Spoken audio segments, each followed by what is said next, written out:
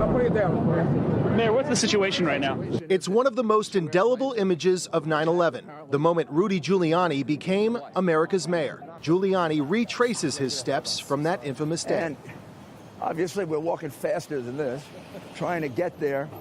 Up to this point, it was still an emergency. It hadn't become an out-of-body experience yet. But that would all change in a New York minute.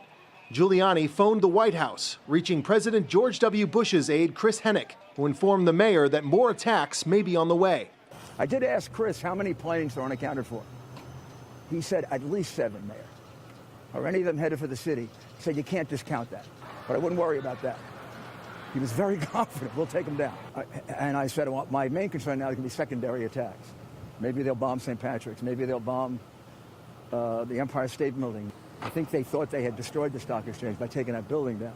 With the entire police department and the FBI Joint Terrorism Task Force deployed, Giuliani asked the White House for military support before heading toward the foot of the Twin Towers. And then I could see the 2 towers head on. And I would say I stopped.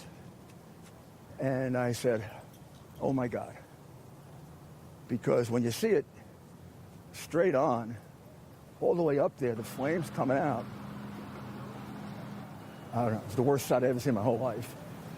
The police said, be careful. Things are coming off the building, and they're going as far away as up there.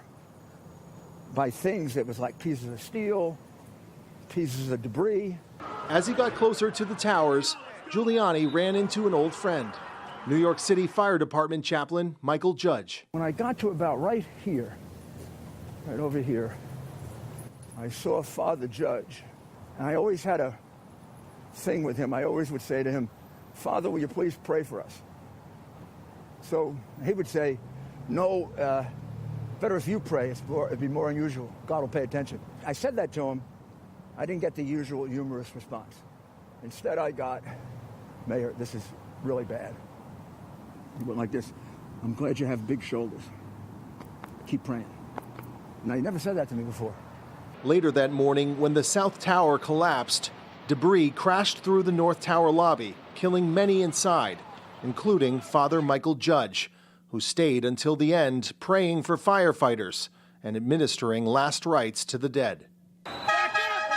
Police told Giuliani to keep looking up, to anticipate falling debris. That's when the mayor saw an image he would never forget. All of a sudden, I saw a man, maybe 100, 101, 102 stories up. He must have been this big, right?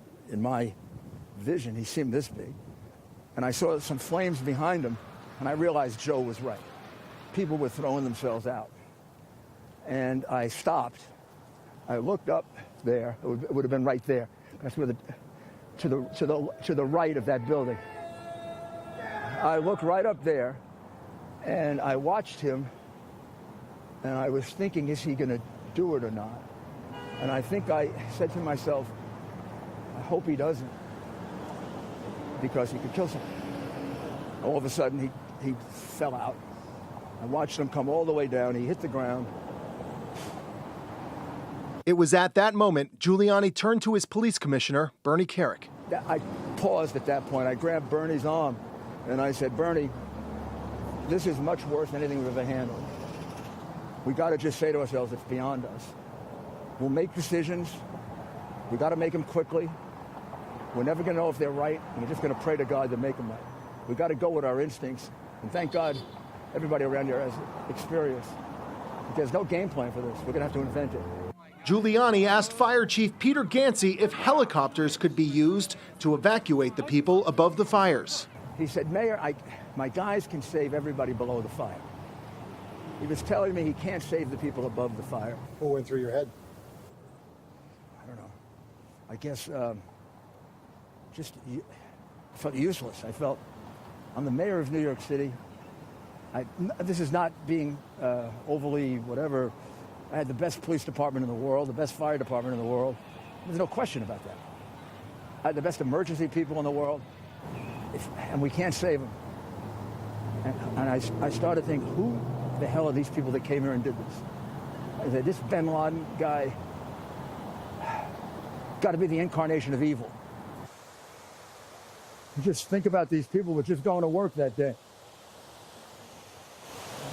They didn't do anything to anybody. I want to ask you who you were on that morning of September 11th, when you woke up, you got out of bed in that morning, and who you became when you went to bed that night. How did you change? When I went to bed that night, I took out a biography that's just been written of Winston Churchill. And I read the chapters on the Battle of Britain so I could get advice about how to motivate my people. And then I didn't fall asleep. I maybe 10 minutes here and there, because I kept the television on.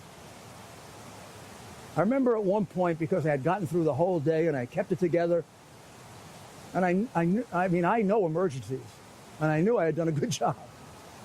And I said, my father would be proud of me. And I said, Dad, you know, I think you'd be proud of me. I think I was in the right place at the right time. And I don't know if I'm going to get through the rest of it, but at least I got through the first day.